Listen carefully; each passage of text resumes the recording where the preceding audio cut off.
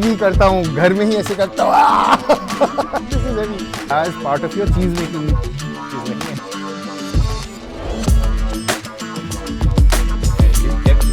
This, which oil is this? This is. And it's very interesting how you have, like, you know, marked out everything. Also put this inside this, right? Yes. Like this.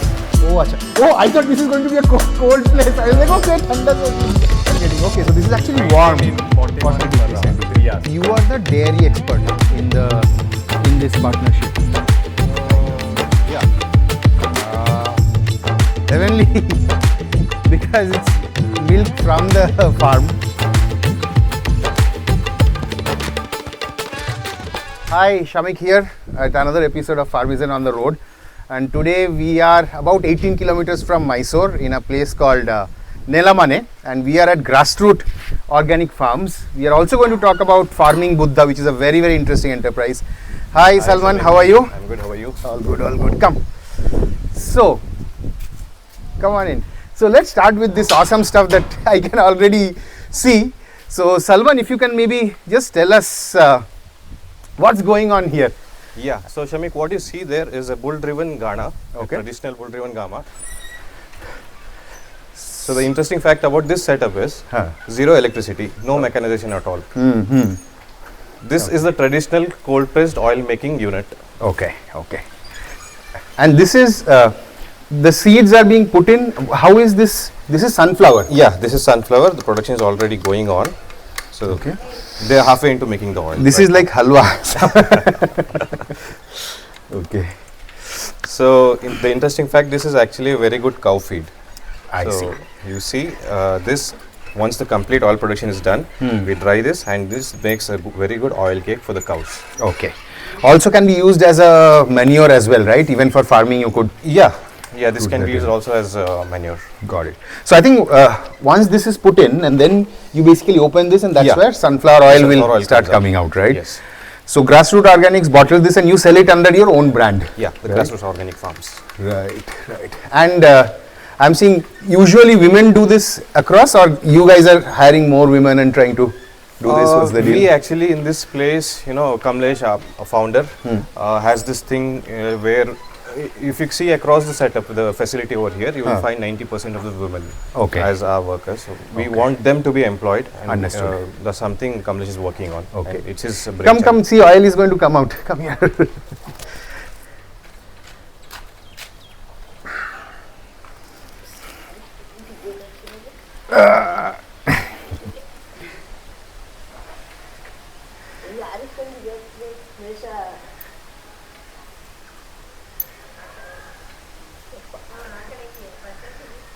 Okay, it has to be loosened. Yeah. And how many of these units do you have here? We have currently 4 units over here. What does it take to set up a unit like this in terms of cost, etc.? Any idea? Yeah, so the setup you see over here, this stone, and this is actually stone. This comes in different varieties. Oh, wow.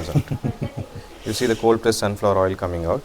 This is really truly cold pressed, right? Yeah. It's not expeller pressed, it is No. bull driven ghani Bull pressed. So driven. all your oils you do here. What are the oils that you do here? We actually do 8 kinds of oils. Actually 9. We have introduced one more right now. So in this 9 kinds, we have one non-edible and 8 edible. The non-edible is castor oil. Okay. And the edible list starts from coconut, groundnut, sunflower, safflower, Niger, sesame, and we have mustard. And the newly added product is badam. We're doing badam cold pressed oils. Right? Badam as in almond, huh? Yeah, almond. Oh, wow. Amazing. Very cool. So you'll first put in seeds, there's only one round of crushing, then you'll take that out, do another round of crushing, etc., right? Yeah, Multiple rounds? so each batch takes around 2 hours to 2.5 hours. So you can see, the process, the length of the process. So each batch of seeds is 20 kgs, and these 20 kgs get crushed in around 2 to 2.5 hours. Okay. How much oil would it typically produce? Depends on the quality. Depends on the seeds, A few seeds around 40%, a few seeds around 50%. So it depends on the yield of the each seed. Got it. So this is also a good time to start talking about Farming Buddha, because during this tour I want to kind of identify how Farming Buddha and Grassroots, which are two different enterprises, but there is so much of symbiosis between the two, which is a very interesting thing. Right. It also shows us and teaches us how traditional farming, which was a very holistic way of doing things, where outputs from one part of the system get used into other parts of the system, is something which now we have forgotten. When we have corporatized things and made them very big units, we have forgotten those symbiosis things. So one example of that is that these oil cakes go into feeding the cows, which then give milk for farming Buddha, from where all the dairy products are made. Right. So that's one of the things where there's a quick thing as well. Then there are some other aspects also. For example, Grassroot Organics, they grow sugarcane in one of their farms nearby, and they make jaggery out of that as well. Right. Now,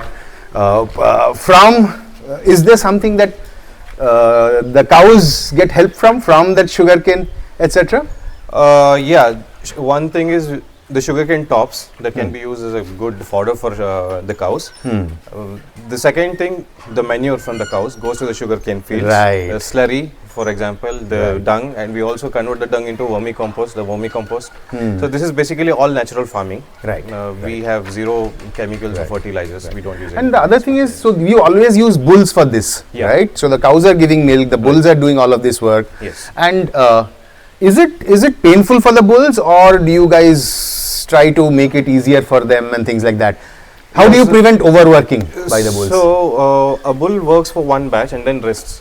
Another bull comes in and does another batch. So there is alternate shifting between the batches. And you have 4 of these units, right? 4 units. How much does it cost for somebody to set up this sort of a unit, and how should they think about it if somebody wants to do it in their village somewhere else? This unit, the stone, the complete setup, what you see, and bull, everything would cost you around 3 lakhs to set up. Got it. At the minimum. And one unit would require 2 bulls. There would be alternate between every batch, so the bull gets rest. So we'll have to give that priority too. And as you can see, there are 2 women working over here, on one unit. Got it. And these things are fairly standard to buy in any village area, etc. to be able to. So what people can do is, we have this stone setup, the grinding setup is stones. There's also wooden setup. So that would cost a little less. That costs a little less. Little less than the stone. Okay. Now, is there an advantage of stone? When it comes to wood, there's a lot of wear and tear, and you'll have to change it after a certain period of time. And stone is permanently fixed. Now let's talk a little bit about, so big brands have now come up with cold pressed oil, right? Those are not ghani pressed oil, right? Although, so I think as a consumer, what is the difference between regular refined sunflower oil that I find in bottles and cold pressed oil, which is made in expeller machines, and cold pressed oil which is being made in like a ghani sort of a setup like this? From a consumer's perspective, what is the benefit? So the actual property of the oil is should be consumed by heating just once. And when you see this setup here, you can actually see the rotation.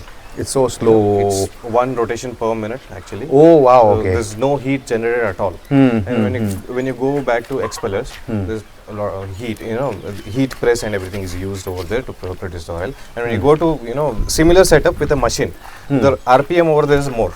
So there are chances of heat generating. So this actually is the actual cold press thing. So here the oil doesn't heat, and when you're cooking it at your house, it's the first time it's going to be heated. Understood. And awesome. So what are we seeing next, Salman?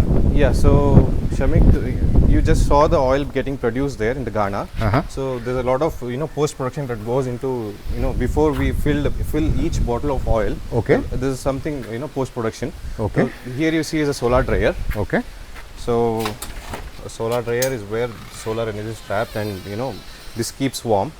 So here you see. Immediately like 5 degrees centigrade hotter. You can actually from outside. Sense the temperature over here. It's warmer. So here you see all these closed containers. This is oil being produced and kept here. This which oil is this? This is groundnut. Groundnut oil. So we keep this into solar dryer for 2 days actually, depending on the oil's moisture content. From 2 to 3 days. For excess moisture to be evaporated. And when you do that, what is the benefit in general? Because your weight actually will reduce, so you will get less money for it. Yeah. Right. But what is the benefit? But the shelf life, and also there won't be any rancidity in the oil I because see. there's no moisture. All I the see. moisture is evaporated. So you should do it for like 2 days if you have a solar dryer. Yeah. If you don't have a solar dryer, you might need to do it for a few more days. Yes. Right. Yeah. So you need to find sun. If at that point of time there is a rain or something, then for an artisanal producer it could be tougher. Right. Even during the rains, as you saw here, it's the temperature difference between, we are standing outside here, you can sense water temperature is here, and right when you walked in, you saw the gush of the hot air over there. Yes. So there's always, more temperature inside, even if it's cloudy. Okay. Than the normal Because temperature. it stops the heat from escaping. Yeah. Right. Yeah. The heat rays essentially. Yeah. We have a bigger version of this where we, again, before production dry our seeds. So that is also important because the seeds should have a particular moisture and not more I than see. that. So there is another solar dryer in which you dry the seeds first. Yeah. Get rid of the moisture. Yes. Then that is also for 2 days. Yeah. Okay. 2 days. After then you do all of this pressing, you collect the oil like how those ladies were doing it there. Now you are going to go and put it and you will cover it with something so that dust etc. does not fall in. Yes. And then after 2 days, this is then ready to bottle. Yeah, essentially. filtered and bottled. Got it. So we will look at your bottling unit as well. Yeah. But before that, so there is a warehouse here. Yeah. And it's very interesting how you have marked out everything. Everything is labeled and nice and neat and clean, which is pretty cool. So, okay, awesome. So let's now move to the jaggery making fun stuff as well. Yeah, sure. Okay. So what you see here is a sugarcane crusher. Okay. So we crush sugarcane here, and sugarcane juice is produced, which through this channel, you see the channel over here. So through this channel goes into jaggery making unit where we'll go. So before we go to the jaggery making unit, the sugarcane is grown by ourselves and also with the farmers who are associated with us. Again, zero chemicals or fertilizers. It's completely grown naturally. And that sugarcane is harvested at the right time, brought here, crushed, and then let's go inside. I'll show you. So just before we kind of started shooting this, you were mentioning that Nelamane was actually the home for 23 jaggery making units, 25 jaggery making units for a village of 500 people only, right? Which means that it was actually generating so much of employment, not just for the village people, but even for the outside people, right? So even outside people were coming in, and this was typically how a jaggery unit that will have the same sort of a setup, right? Yeah, same sort of setup, and actually a little, bigger. Acha, okay. This we have custom made for our production and our requirements. General, traditional jaggery unit making setup would might be a little bigger than this. Got it. So now what has then happened is now there are only just 2 or 3 of them left, right? Everything else has kind of gone off. Yes. And the reason they have gone off is because big factories are there where you can do things cheaper. Yeah. But the problem with those big factories is, I'll tell you, the problem is that it does not create that circling of energy. Right. That energy loop does not happen. So it's actually unfriendly for the environment. Right. Like even today morning when we were driving to this farm, we saw one of those big jaggery making units or sugar mills, factories actually, leaving out so much of black smoke into the air. And it's the trucks are coming in loading stuff from here and there and then doing it, which did not seem very environment friendly in general, right? But this is where again it's that whole creating this same loop. Right. The interesting part is when you are going to make this jaggery, you are also going to use this jaggery to make jaggery and cow dung to make jivamrita, for example, which you are going to apply into the fields, right? Much of that jaggery will get consumed in these local areas within the next earlier kilometers. So those are things that we miss out, and we don't calculate the true costs of that. We say that it is cheaper to do it in a large factory, but like that is cheaper because nobody is paying for those costs. Right, and also the scale of unemployment. Like I said, 25 jaggery making units, and each unit would employ at least 160 people, starting from the sugarcane harvesters to jaggery makers, and then transport and everything. Now you can see when this only 3 jaggery making units are left and 22 of them are closed.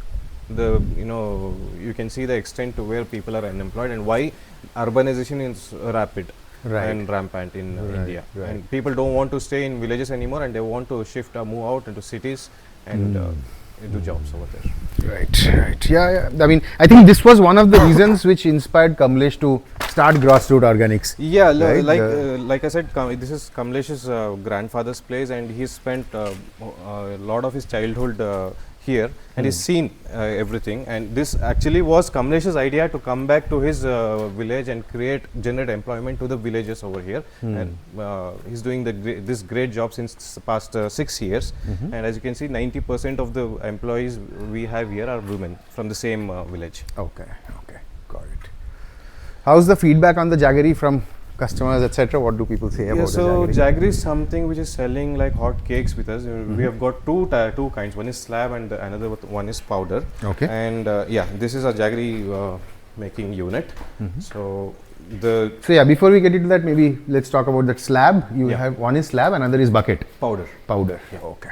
We sell in slab form and also in powder. And there is no, usually most of the market jaggery which is there is bleaching of that jaggery done, Right. and things like that, right? That's why it is lighter in color. Yes. There is hypos. Some people use this thing called hypos, Yes. etc. You guys don't use any Now, chemicals, etc. when you see a jaggery, you would find it yourself. Our jaggery is very dark in color. It usually comes, sometimes it becomes more darker. Okay. Sometimes, usually dark in color because we don't use any chemicals to bleach the jaggery and to refine it or something. The only thing we don't even use any kind of chemicals for that matter to take out the impurities. We use this okra gel, okra plant saplings, bindi gel to separate the slurry out of this sugarcane juice. Got it. So these are the pans. Okay. So What is this? This hole for? we actually place a bucket here. This is the jaggery pan. When the sugar syrup is right in the optimum temperature, it's drawn into this pan, and we keep a bucket here and take out. And that is where the bagasse is kept right now. Yeah. Right. Yeah. And that bagasse you use for burning. We have a kiln underneath. You are standing right above the stove, the chulha. So from outside. So this is the big chulha which I am standing on right now. Yeah. And that bagasse you are going to take from there. Somebody is going to push it in. No, it's outside there. Okay. Outside. It's fed from the outside. Okay. So that's where it's done. So these are two pans. The sugarcane comes, juice comes from the channel to the first pan. Okay. Here it's sedimented, purified. From this channel comes to the second pan. So you open it. After some time you open it. It flows into that. All of this stuff. Some of the deposit sediments. Yes. So okra gel you will add here. There. Okay. This is first. So this one also boils. It boils. Okay. And after that there you add the gel. Right. And right now there is something in it which is what is that? The white and black. And this is the aftermath of making. We just made jaggery yesterday. Okay. A batch of jaggery yesterday. Got so it. It's leftovers. Got it. After that, when this boiling etc. is done, then you leave it out. How long do you have to boil it for? Each batch takes around 2 hours of boiling. Okay. And this is for Stirring. stirring the thing.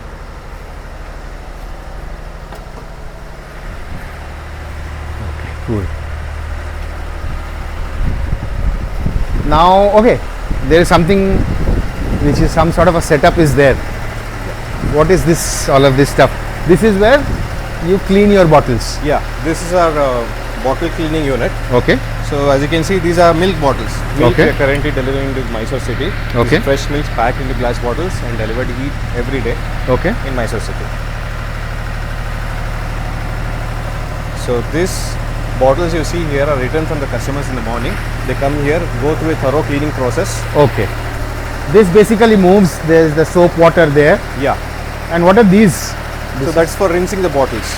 The bottles are and then you'll put it ulta. Okay. And it's rinsed. Water comes through this. Right. So what? Okay. If you see, can you point it here? There's like a jet of water which comes from below that. Right. So when I put this here, the jet of water will come in.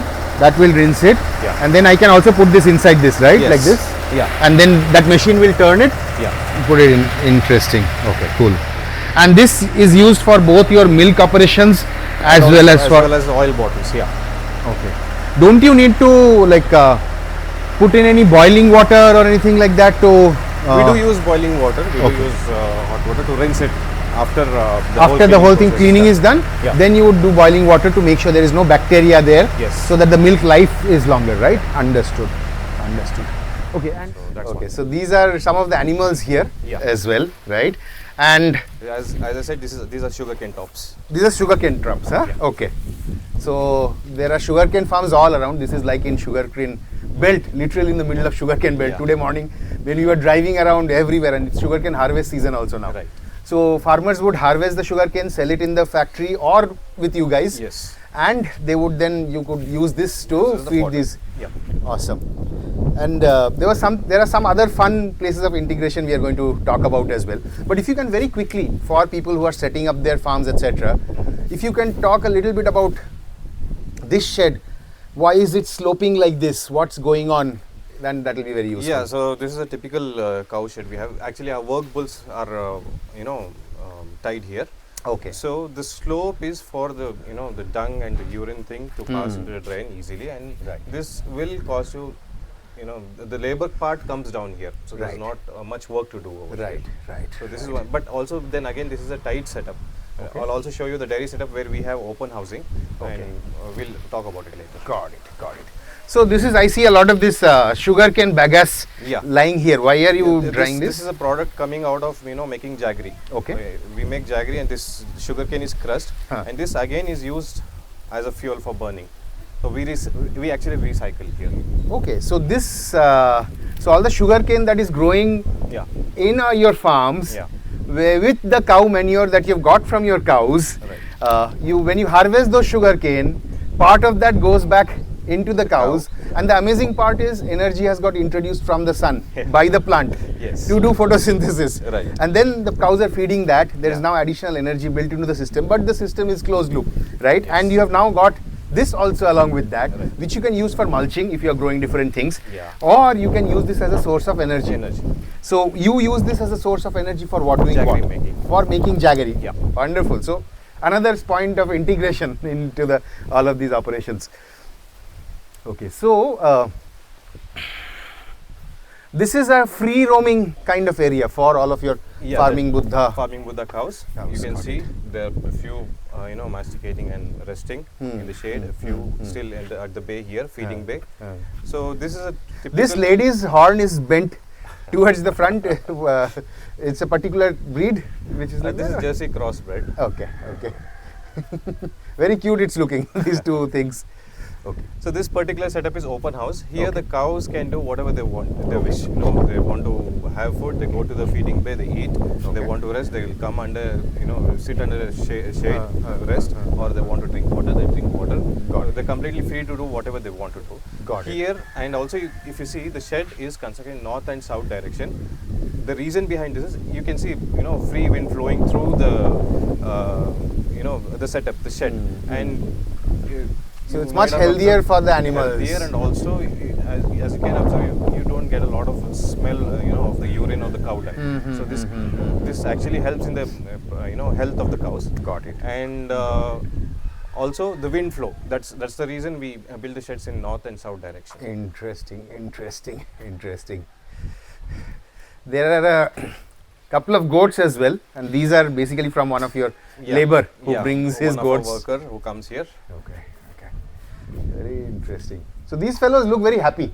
See, that fellow now feeding is done. Yeah. She is going out for a nice stroll in the sun, and this is also one part of the fodder that you use, which Right. is basically This is super called napier super napier, grass. yeah.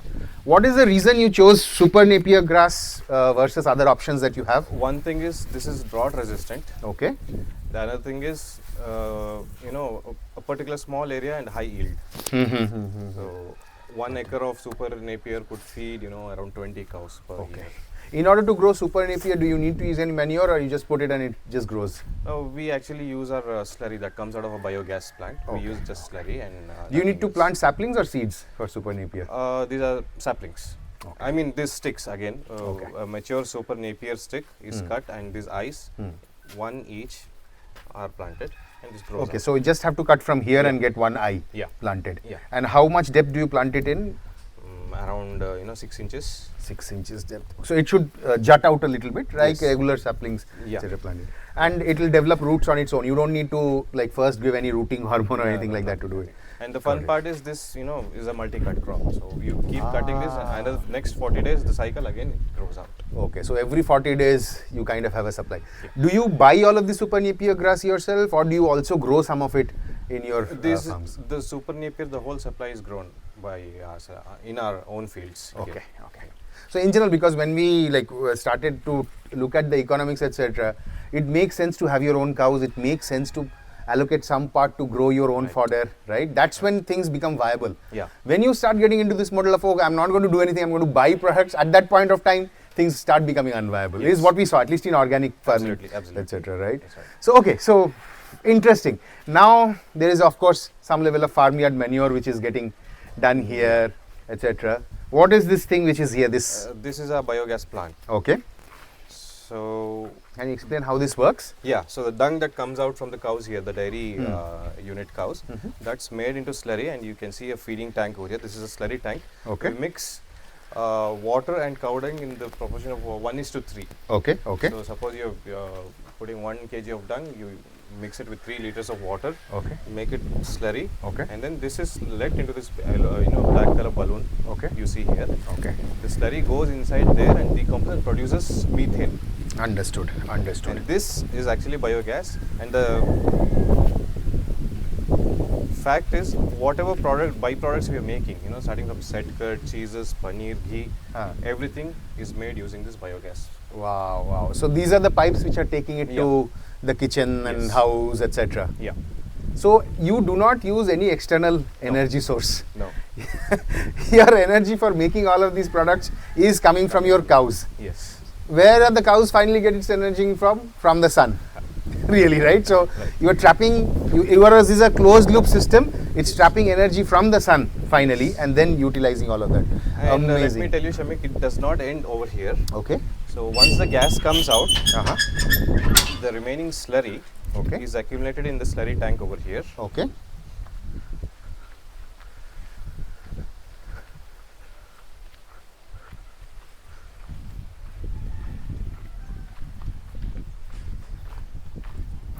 So the slurry comes out and is accumulated in this slurry tank.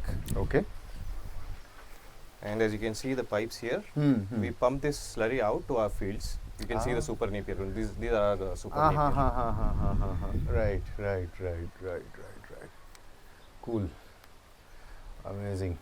I mean, one of the permaculture principles is to always look out for, where you can trap energy. Yeah. And then once you have got the energy, how can you create loops inside your system, so that the energy stays inside the system, right? So it's like a beautiful demonstration of that.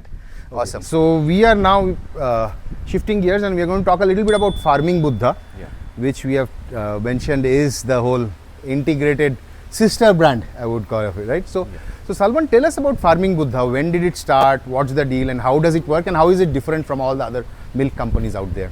So the Farming Buddha, we started the Farming Buddha in 2021. Okay. And we started with the set cut that you're getting right now, the set cut you talk about. And the milk deliveries we started in 2022 in Mysore City. Currently we are restricted based in Mysore City, and we do supply in Mysore City. Okay. So we, like you see behind me, we have of course we have a dairy farm, but this is not going to suffice. The production from here is not going to cater to the demand that we have. Right. So what we have is we are associated with small and marginal landless farmers. Landless farmers in the sense they have 1 or 2 cows domesticated in their houses, and they go to others' farms for farm jobs, farm labors. So what they do is when they go to work, they take their cows, animals along, and from when they're working in the farms, their animals would be grazing on the bunds and on beside the canal or something. So these cows, we associate with these farmers, and these farmers bring in their cows to us for the milking. So as you can see, this is the milking area. So they bring the cows here. Yeah. And this is early morning or evening? When do they bring it? They do come 2 times a day. That is early morning, because we have 2 times milking cycle. Got it. So early in the morning. So some of them come in the morning, some in the evening. No, everyone comes both the times, because the cow has to be milked 2 times. Okay. So we have morning and evening productions. So what happens is the farmer comes with the cow. We don't. There is this traditional setup where the farmer milks the cow at house and takes the milk in the container. That's one of the regular collection models, right? Models. Either they will bring it to the dairy, or there will be a collection agent who will go and get it from there. But here you are bringing the cows to the place where it is getting milked and tested also. I think that is the very crucial difference in the way this model works, right? I mean, just so that I know, you used to also be a partner farmer with Akshay Kalpa earlier, right? And what was the model with Akshay Kalpa, and how is your model different from Akshay Kalpa? Akshay Kalpa obviously had tied up with farms, the farms were tied up, and there were certain protocols to be followed. And the Akshay Kalpa would procure milk from those farms, and in each area around they had a certain perimeter. There would be a chilling point. So from each farm, the collect milk would go to the chilling point. Obviously, I too had a chilling unit at my farm back then. So there the milk used to be tested for, obviously they would test for antibiotics and other tests and everything. The tests were rigorous. The test would go on, and then the chilled milk would be sent to Akshay Kalpa's facility in Tiptur the next day. Got it. But in your case, and how is your model different from that? So in our model, the farmers come with their cows over here. The milking is done live here, and as soon as the milking is done, there are certain tests. We have got certain quality tests. The tests are undergone. And so even if somebody is a farmer who has just 1 or 2 cows, they can be your partner farmer. Absolutely. Which is difficult to do in the other model, right? Yeah. So that's I think the very interesting way you are doing it. Okay, cool. So now, morning, let's say this guy has come in. You have people here. Yeah. Your employees are here. Yeah. They supervise the milking, or the milking happens with milking machines, or is it hand milking? Milking machine. We use milking machine because it's a lot easier for the cow. Milking machine is easier on the cow. We have a set a pressure where it's just like calf sucking into the udder of the cow. Got it. So milking machine is used, and of course our guy does the job. So milking. Okay, so the farmer is basically standing. He has got his animal here. Just brings his animal. That's it. Got it. Later on, everything is. And then after that, everything starts happening here in the milk bottling unit. So we'll get to that. But before that, what other support that do you provide to these farmers in terms of? I mean, is it like, okay, you bring the milk and then it's done, or is there some other control mechanism? Of course, one thing is that you are testing all of this milk here at this point of time after collection. So that's a quality control mechanism. Right. Is there some other thing that you do with the farmers? So there are 2 important things here, Shamik. Let me tell you. One impact that you are creating here is the farmers who are associated with us are getting paid around 40% more per liter than what the price they would get by giving to some cooperative or some other private player. Very interesting. So that is one 40% more. Yeah. Okay, how much do they get if I right now? See, obviously, our price range starts from 38 and goes up to 42, 43 rupees for the farmers. Yeah, depending on the quality of the milk, and also a few protocol from our side which they follow. Like we ask them to feed azola, which is very good in protein, very nutritious, and it's very it doesn't even cost. The cost is very minimal. The farmer just has to set up a pond and start cultivating azola. That's it, and that's one thing. And the other thing is we control the quality of food that is given to the cow. Because we ask our farmers to buy the oil cakes that are produced here. So the oil cake that is getting produced in the bull-driven Ghana. Right. Some of that you are feeding your cows, but you are also selling it to these farmers as well. Yeah. Obviously at a very reasonable cost, right? Yes. And that makes sure that there is this awesome nutrition. So even when you are working with these small farmers, there's an integration thing happening. What we talked about, the whole closed loop thing, the closed loop thing is working even when you are partnering with smaller subsistence level farmers to do this. Amazing. So that oil kicks go in because see, finally the quality of the milk, which is related to the quality of nutrition you as a human would get out of it, depends on what you are feeding the cow. That is the most important thing, and how those cows are actually staying, right?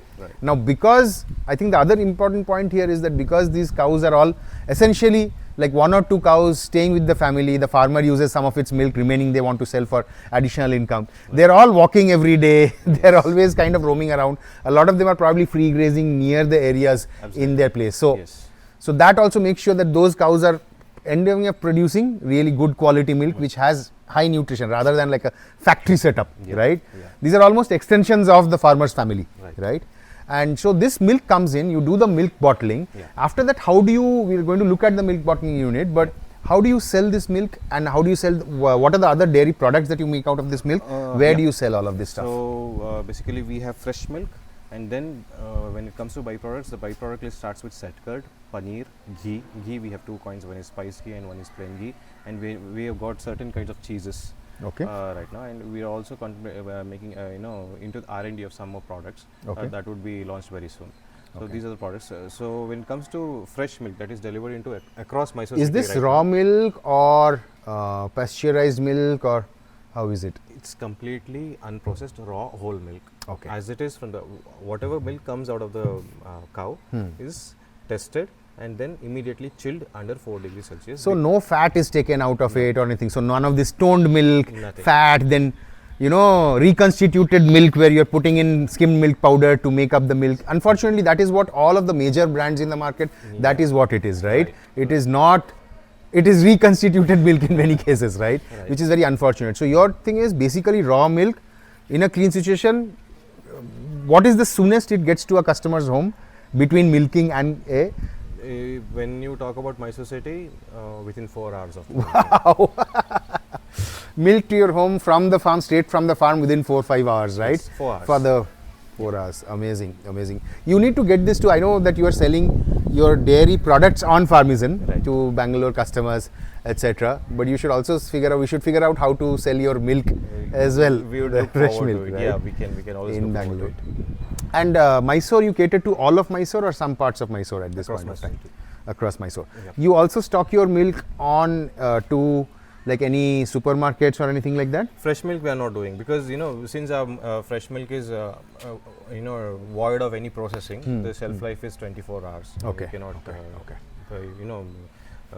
extend that shelf life without any processing. Got it. And so, but things like curd, cheese, etc., some of these are available with some of the supermarkets, Yes. right? Yeah. Okay. In Mysore and also in Bangalore as well? Bangalore, yeah. Got it. So, the value-added products, processed products, those are available in other places. Fresh milk for consumers is only available directly through you at this point of time. Maybe we'll figure out a partnership with Farmizen where we can bring it to some Bangalore customers as well. Got it. What's your plan with Farming Buddha? What is your vision and what do you want to do 5 years later with Farming Buddha? Yeah, so one thing on the impact front, we want to be associated with as many as farmers possible, and we want to create this sort of model in every village, decentralize it, sort of this collection model in every village, and in the next coming 5 years, we want to be dealing with 10,000 liters of milk and cater to Mysore city as well as Bangalore city. So there are 2 parts to recreating this model in villages, right? One is that you need to create a farmer extension network where you need to talk to the farmers. Yeah. You need to make sure there is an oil unit also from which the oilseed cakes then come in, and so the entire thing is actually. So would you want to set up these sort of units across multiple places yourself, or do you want others to do it? How are you thinking about that? As of now, we are doing it. We would be doing it on our own, and then moving forward, might be we will look into partnerships with like-minded people. Got it. Any other area where you want the next such unit to get set up, which you are thinking? We have a village very close by, around 5 kilometers over here, where the farmers are very eager because the farmers have come and they have seen what we are doing here, and those farmers are very interested in joining us. Okay. So the next immediate setup would come. So you would need, I think the oil making unit you can still keep this here because there's still capacity. Yeah. So what you need is a milk collection place. Yeah. You need a bottling, or the bottling can also for some time happen here if you the next one. Yes. So got it. And you need the chiller, etc. there, right? Right. So basically a milking setup and a chilling unit. Now other than, so you train these farmers to go ahead and feed them azola, which is higher protein. You tell them vets, obviously there are already vets who kind of take care of them, right? Yeah. What else, is there any other thing that you do with the farmers to kind of make sure that you are paying them more, you are paying them almost 40% more than the regular A. Is there any medical help or anything that you guys gave? Or Right, we are in talks with a few people, and we would in future start giving medical assistance to our farmers for our society. Okay. Got it. So that is one thing, and also a farmer might start with 1 cow and start giving us milk, and then later on you want to looking at the steady income that comes, and also the 40% more price that is getting to the milk, he would be interested in adding another cow or maybe But he might not have the capital required to capital buy required. that. So on that terms and on that front, we are actually coming into some arrangement to help the farmer with the Okay, in with terms of some capital. NBFCs or Yeah. some other companies where you can kind of enable that sort of a loan, right? Which builds your supply, make sure that this farmer is in your network, does the things that you want him to do so that the right product reaches the customer, right? So it's like a win-win-win thing. Yeah. It's win for you, it's win for these partner companies, and it's a win for the farmer as well. That's how we always like systems to be built, right? Even at Farmizen, we talk about building a system which is a win for farmers, consumers, and the planet, right? So this is another type of a win-win sort of a thing. So that's awesome. Right now, how many farmers do we work with? We are working with around 27 farmers, and we have a list where around 40 farmers are eagerly waiting for us to start Launch a partnership with unit them. there, right? And are you looking to raise some amount of funds from elsewhere? How are you planning to, or you want to self-fund this through your internal accruals from what operations are running? Yeah, Kamlesh is working on it, so Kamlesh would be a better person to talk with. So Got he it. would give a clear insight on it. Got it. Awesome. Okay. And fine. What a few other things? Typically, a farmer who has a cow, obviously, cow has a lactation cycle, etc. But Yeah. if a farmer has 2 cows, what sort of monthly income on an average do they get from you? The guys that you Let's say a farmer has 2 cows, and the average milk yield is between 12 to 15 liters. That's what, because this is a crossbred and not pure bred cows with heavy milk yields. So around 12 liters per day, his income for a month would be 12 into 30 into 42, 15,000 rupees. Nice. And so but 15,000 is not what we have to see, but how much he saves per liter is what we have to actually calculate. Huh. So here the grazing, they go on a grazing, so fodder part is almost very nil. low, Nil. right? And the supplements, the concentrates, we do provide them at a very reasonable price. Got it. So and also, since these products are very nutritious and have very high nutrition, they are required in very less quantity, like per liter maybe 300 grams or something like that. So that comes down to around 10 rupees or 8 to 10 rupees per liter will be the production cost. Okay. Got it. So I'm just trying out some of the chai at the farm. Can you show us? Heavenly, because it's milk from the farm. It is jaggery prepared at the farm from sugarcane grown at the farm, right? So I think that itself is making it heavenly. Okay, so now we are at the milk bottling unit, right? This is actually looking pretty awesome. This door itself is quite nice. It seems to be like using some used stuff somewhere, right? This building, for that matter, all the construction over here has a beautiful story behind this. Okay. So the mastermind behind this is Kamlesh. Okay. And you see the blocks, you can see this look like mud blocks or the normal mud blocks, but these are not normal mud blocks. They're made out of recycled material from the construction debris. Okay. So this whole setup, what beautifully constructed you see over here. If you would have come here, prior to 2018, you would have found a construction debris dump yard over here. Okay. And why? Because Kamlesh had this idea to make recycled bricks out of it and make these beautiful buildings that stand over here. So each brick is built with construction recycled material. Wonderful. And like you talk about the door, you see different doors from the That's why there's one grey demolition. one, there's Yeah. something else. But it makes it look beautiful actually. Right. Come, okay. So the milk has got collected outside early morning, like at 4 o'clock your operation start? We start at actually 3:45, and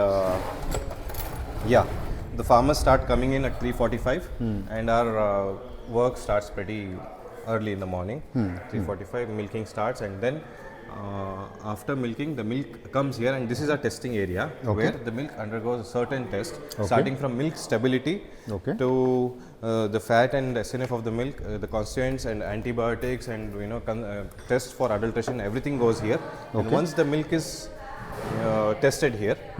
Right away dumped into the chilling unit. Got it. So that's here. Okay. So the milk is right away dumped in the chilling unit. Okay. And within 30 minutes. And you are saying this one is about 500 liters? 500 liters. It costs about 2.5 lakhs. Milk comes in, gets tested. If it is cleared, then it gets poured into The chiller. this chiller. Yeah. And till now there is no human hand which has actually touched the milk because it is all milked with machines and Yes. then. Okay. Now this chiller is also another backup chiller. Yeah. This is about 500 liters, 2.5 lakhs. And you were saying something about, can you open this? Yeah.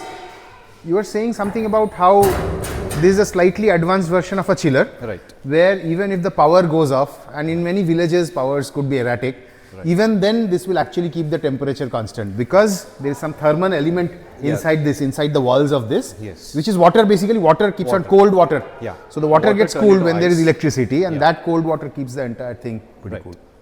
So basically this is a thermal storage where the water is cooled into a very low temperature and becomes ice, and that in turn chills the milk. Got it.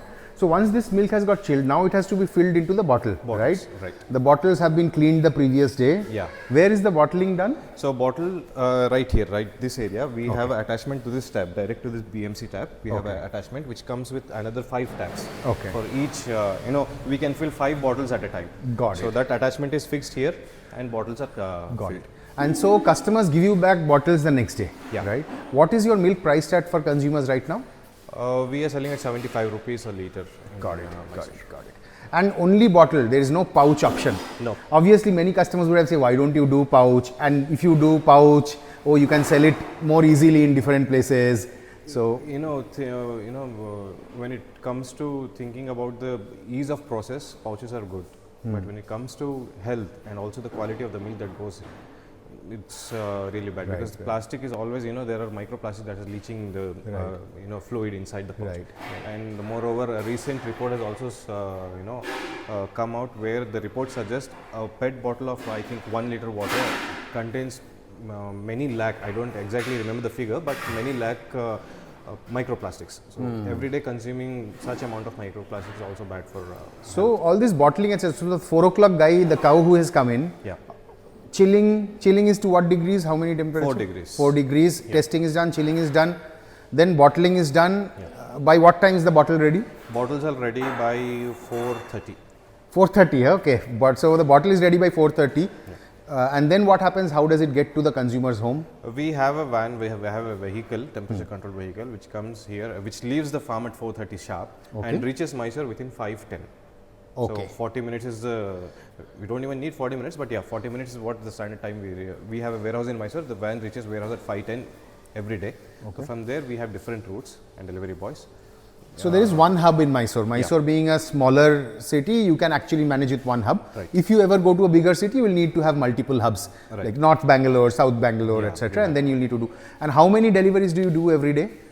Currently in Mysore we are doing around 300 odd deliveries. Wow, that's nice. Okay, so 300 odd deliveries you are doing every day. Yeah. How many bikers? This is by bikers, right? Bikers, yeah. How many bikers do you need to do that? We 300 odd have 5 routes in the morning and around 3 or 4 routes in the evening, because we do both the times, because we have milking both the times over here and we cannot store the milk for long. So morning milk delivered. We have actually divided the city into 2 parts. One is morning route and one is evening route. So you let, okay. So you will tell customers that, see, in your area we only do in evening, like that. So it's not like customers will choose which one. Right. Got it. And the next day customers keep the bottles out. So each person does how many deliveries, you said? Each guy 60 deliveries. 60 deliveries, half in the morning, half in the evening, is it? Or 60% of it is in the morning, and 60 to 65% of it is in the morning, and around 35% is in the evening.Got it. Okay, cool. And these are just for your products. Right. There is also a cold room here. Yeah. Of about 1 ton sort of a capacity. Right. What is this cold room for? So we store the, this is also used as a cheese ripening unit. Oh, okay. And when there's no cheese, we use this as a storage for, because dairy products need continuous cold chain. So we use it to store the products till they are dispatched from here. Got it. Okay, traditionally handmade curd, spice ghee. we are going to my favorite product of farming Buddha, which is the set curd. Amazing. I have never tasted curd so good. Okay. So something is happening also here. You can tell us. Yeah, so this is just the byproduct of paneer that was made. Okay. And this goes into feeding the cows and the calves. Oh, okay. Yeah. So this has whey protein in it, right? whey protein. Interesting. Okay. So I think we have Mr. Ravi Shankar also here. So we will. Hi, sir. How are you? Okay. I'm going to attach this to you. Okay. And yeah, awesome. So you are always here making all these awesome products, right? So let me just quickly take this out from I can take it out. which ones? We are incubating it.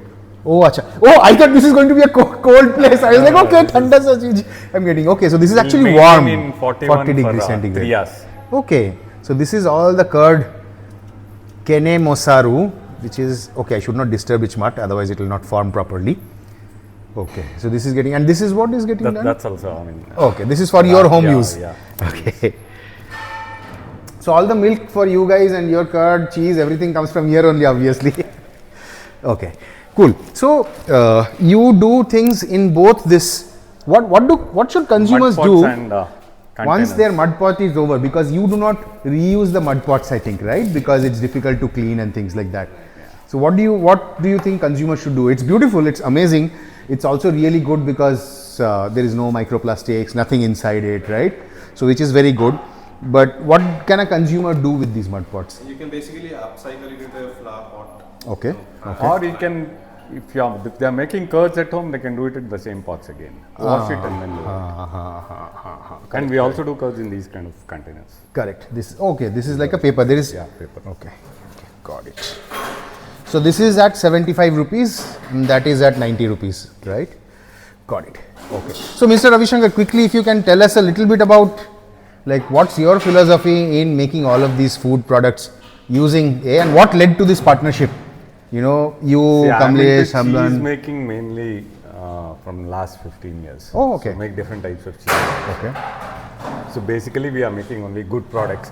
Initially it was a hobby for me. I wanted to make good products for my own use. Okay. So after that it started growing as a business. Oh, so okay. after that we associated with Kamlesh and started doing all this. Got it. So mud pot curd, this is the bucket curd, then there's Gouda cheese, feta cheese, mozzarella. How difficult is it? So we work with a lot of farmers and we always try to tell organic farmers that you need to do multiple things in order to be profitable as an organic farmer. You can't just grow, vegetables and done. You should have cows. You should try to build some value added products yourself. You should try to make pickles, sauces, condiments, etc. Now, how difficult is it to make organic farming basic will be the cows. So without manure you can't correct. do anything. And farmyard That's the manure is so basic thing, costly nowadays. It has become It's extremely more precious costly. than the milk what you get from the cow. Right. So basically with that you can do a lot of things. Like whatever you want to do, like you want to grow vegetables, you want to grow something, whatever you want to do, you can do with that. Correct. But how difficult is it to make cheese? Is it a very big problem? It is tricky, right? Not everybody can make Cheese cheese. is basically an art of cooking. Okay. But you need to understand a little bit of science behind all that. I see. It all depends on bacteria what are there in the milk. So the bacteria what are there in the milk, it will be present after the milking is done. As soon as it comes out of the udder of the cows, there will be bacteria in this milk. So these bacteria what are there in the milk, they behave in different ways, in different temperature, in different time, in different pH, with different cultures. Okay. So cheese making will be basically a permutation and combination of these four: temperature, time, pH, and culture. Temperature, time, pH, and culture. Got it. So with this permutation and combination, they'll make more than 2,000 varieties of cheese. Acha, worldwide. So the characteristic, the structure, the smell, the taste of each cheese will be different. And the purpose, what they use also will be different. So funny story. So where in college I had gone for an internship and I had gone to France. Okay. So France, I went to the supermarket. Oh, so many types of cheese. This is crazy. Then I bought some cheese. Okay. I didn't know what it is. I kept it in the fridge. Okay. And next day my roommate is like, he's shouting. Something has gone wrong. I think there's a dead rat in the house. Okay, I'm like, what happened? So basically, we had opened the cheese and kept it, and it was smelling like anything. And we were not used to it. It's an acquired taste as well. So we ran downstairs, get the whole apartment smelling, right? So that was my introduction to the world of cheese. But That was what? Blue cheese. I don't remember now, but it was some France. They have all sorts of things. Yeah. They, Different types of cheese. yeah, there is even one cheese which is like you will have that cheese and there will be live worms inside it, and that is the delicacy, right? It gives a different taste. The worm is eating the cheese, and that. But tell me, how is your cheese different from, let's say, all these? I will not name the brands, but you know, any supermarket, go to shelves. There are 3 or 4 important brands which have all this cheese slices. Is not the emulsified cheese what you get in the market. Okay, what is emulsified cheese? Emulsified cheese is they mix it with any edible oils or something. Oh, that has oil mixed with it. They make them it. into slices or cubes. Okay. But this is 100% milk what we make. Okay. You can age this cheese also, like what they make in Europe.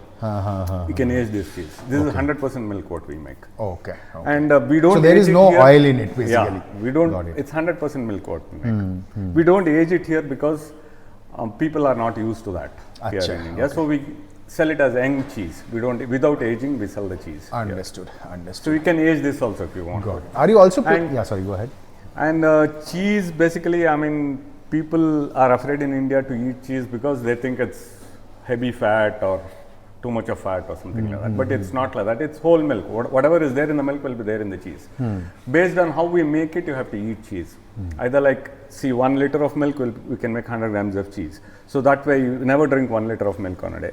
So it should be less than that. So that way, it should be less than 100 grams of cheese what you can eat on a day. Right. So and cheese, like what we were discussing yesterday, it's easily digestible than paneer also, because most of it will be digested with bacteria what are there in the cheese already. So it will be good for the guts also. And you also make paneer as well, paneer, butter, all of these things. Again, how is your paneer different from whatever big brand paneer in the market? See, we make it with whole milk. I mean, we don't use any citric acid or vinegar or anything like that. This is Malai paneer what we make. Okay. We add curds to the milk to break it. And whatever milk we make also will be fresh milk what we make. It's not the stale milk or the spoiled milk or something like that. Okay. Fresh milk what we make and the curds what we make. Only those 2 things will be there in the paneer, nothing else other than that. Got it. So not, And we some just people also I want think to- make with lemon and milk. Lemon right? also you can make it, but most of them in commercial use, they use citric acid or Got vinegar. it. But how do you make sure that this paneer gets the nice shape, etc.? Because that's one of the things that many farmers, when they make paneer, they have a shape problem. Is we have molds. Okay. We put the So you curd press in it, the mold press and it, press it. We have a, press there. There, that one, but, right? Got it. Okay, awesome. Okay, so are you planning to make any spiced cheese also, or some sort of a garlic herb cheese, We can etc.? make it with paneer also. Spiced, anything you want to. See, paneer will be bland in taste usually. So if you want a little bit spicy and all, you can add chili flakes to that, you can add dill to that. Right. And then make it a little bit spicy also. What is being? This is ghee what we are making. Okay, can you explain to us your ghee making process? Ghee, it's like normal how you make it at home. Okay. We don't have So anything butter? extra from that. But the butter what we make will be fresh always. Got it. As soon as we take out the cream from the milk and we make butter, we then make ghee out of it. Got it.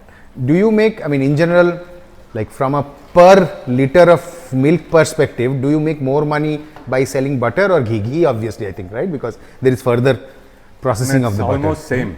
Yeah? Okay. Butter and ghee. But 1 liter of milk, the quantity of butter what you get will be slightly more, and when you make butter, it will decrease a little bit. But price difference also will be there. Ghee, So the from a price per will be liter little bit perspective, it's higher. almost Yeah, the same. It's almost the same. Got it. And you have a product called spiced ghee. If you just tell our audience Spiced about that. ghee is nothing. Rather than plain ghee, we don't add anything to that. But in spiced ghee, we add a little bit of turmeric, we add a little bit of methi seeds to that, powdered ones, and we add some curry leaves and moringa leaves to that, and then make spiced ghee out of that. Got it. Awesome. Cool. Is there anything else that you want to show us? Other than that, we are planning. We already make like Greek yogurt also. Oh, okay. And we have fresh cream, sour cream also. Okay. We make mascarpone cheese also and dulce de leche. But these you don't mozzarella. sell right now, or only very small batches, Those there's like or only to 5-star hotels? We Yeah. do it for a few customers. Few right? customers. Got it. we're contemplating on, we're thinking about packaging because we don't want to use plastic again. Acha. We contemplate on using a right package. So once the packaging is sorted out, we would happily list it on Farmizen. See, even Gouda, I mean mozzarella and Gouda, feta, all that, we want to abide, but it's inevitable. We have to vacuum pack it. Otherwise, we don't add any preservatives or anything like that. The only thing, to increase the shelf life, we have to vacuum it. Got it. So to vacuum it, we have to use plastics. Other than the product won't stay good if we don't vacuum it. Awesome. So that reason we are using plastics here. Cool. Awesome. Awesome. This is very cool. And this just last finally. This is the vat what we make cheese. Okay. I mean, it's a double jacketed one. Okay. Usually in Western countries they have facilities like there'll be a hot water from one side and cold water from one side. Since we don't have that kind of facilities here, this is sitting on a burner here. Okay. We add water to this and maintain temperature when we make cheese. Oh, okay. Okay. Got it. Got it. Awesome. Okay. Thank you so much. Thank you. So this is whey protein, okay, which is like the whey which has come out of which all the muscle men also have whey powder, no, but it's the same thing actually. But so this whey which has come out as a byproduct from cheese making and paneer making, that is basically getting used. Cows like drinking it, and it adds them protein to them as well. That's why this fellow is so interested in getting this. And it's just that you have to give it in a controlled fashion, otherwise it can cause bloating, etc. So don't give too much. How much should a cow drink of the whey? Around 2 to 3 liters a day is what Maximum. we give. Yeah. Okay. We spread it across. And actually it's a very good nutrition for. It has very good nutrition for heifers, which are in their developing stages. I so see, we give it to the heifers. So you are the dairy expert in this partnership, kind of. Yeah. You are the dairy expert. Mr. Ravi is the food creating value-added products expert. Right. Kamlesh is who's giving this whole farm and doing this closed loop thing. Right. And I think a lot of the sustainability things are also really coming from him because of his background as in civil engineering, etc. Right? So cool, very interesting partnership. Okay. So Salman, what is this? This is something interesting. Yeah, so Shamik, this is a really interesting story. The setup, what you see here is our upcoming Honest store. Honest store. Yeah. Okay. So this is, this setup has been built by taking in an association with a gated community in Mysore, one of the gated communities of Mysore, Okay. where we are going to place this setup and just open and show it to you. So this Honest store will have a refrigerator here, where obviously we'll place our farming Buddha products and grassroots products, oils, and also we're contemplating with starting some fresh vegetables like leafy vegetables for now. So this store, the specialty of this store is there would be no man guarding this store. We'll have a refrigerator, the products would be filled, and we'll have a QR code. The customers from the gated community, they'll come, pick whatever they want, and whatever the product they've picked up, they'll pay for it. So no one is watching them. Lovely, So lovely. this is one concept that we have come up with, and we are going to place this across gated communities in Mysore and Bangalore as well. Bangalore, we are already in talks, and we could start as soon as September 8th or 9th in one of the gated communities in Bangalore. So if any of you are watching this video and you are in a gated community in Bangalore and you want something like this, please get in touch with Farming Buddha. They have a website. You can just search for Farming Buddha and get in touch with them, or get in touch with Farmizen and we'll put in touch with them as well. Right. So this is actually an amazing concept. And if you see, so we run this thing called the Organic Farming Boot Camp, where we teach people how to be profitable as organic farmers. Okay. And there we tell them you should do a bunch of different things. You should sell here, etc. One of the things we tell him is you should keep a on-farm store as well. Okay. Now, in a farm, everybody is busy. So, what we actually recommend this Honest store approach for an on-farm store, because people who have taken in the effort to come and visit a farm, and you keep a store like this at the farm itself. Right. Take whatever you want. This is especially relevant because in a farm, you might not always be there 24 hours, right? And if your farm is kind of near a road or something like that, where people can quickly walk in, come in there, this is something that can be used. In the Northeast, actually, Honest stores are done by several farmers, for example, right? Now Northeast, of course, has much less crime than other parts of India, but abroad also I've seen this quite a lot.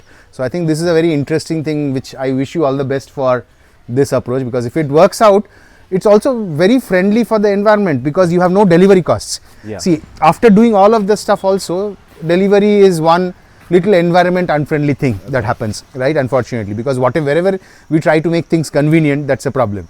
This is amazing because this is convenient. It's right. You go down from your flat, you have this whenever you want it, you take it out. Just we have to be honest and not misuse it, and this can be an amazing way of actually yes, making it like work. also one thing on our mind is consuming less leaving as less as possible as carbon fruit. Right. So that's one thing we are planning, and this idea comes up from there. Got it. Awesome. These are very nice. This So is you would just see a lot tires. of recycled and upcycled materials at our farm. So many tires get wasted. You don't even need to do this. You could just do like that, right? One tire above the other, and then just tie it, and that's it. It's a nice place to sit in. And see, it even becomes a chai holder. So if you're having chai, you can even make it a chai holder as well. Cool, awesome, Salman. Thank you so much. This was amazing. Thank you for Time very well spent. Love it. And I'm waiting for my next curd because really fond of it. As I told you, I get it early in the morning. I obviously use Farmizen myself as well. So I get this curd and then it's over before it reaches the fridge actually. And like my family complains, where is the curd? I actually stopped buying. So I was buying Akshay Kalpa curd, etc. So I've stopped buying curd from other sources and I'm just basing all farming with the curd only. I'm waiting for that. And